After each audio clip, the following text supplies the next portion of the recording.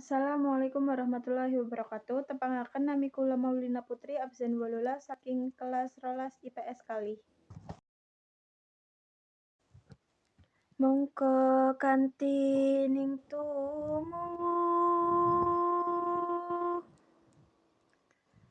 salamimu awas eling eling lukitaning alam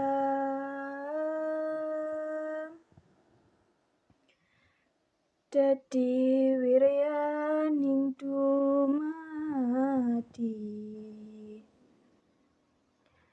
supadinir ing sangsaya yeku pangreksaning urip dadi anak kudu jujur nek ngomong aja nglemboni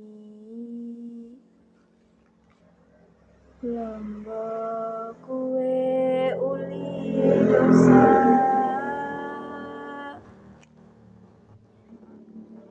dadi kudu ati-ati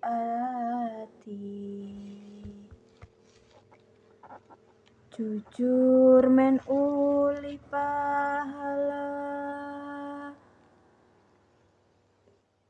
bisa gawe tentrem ati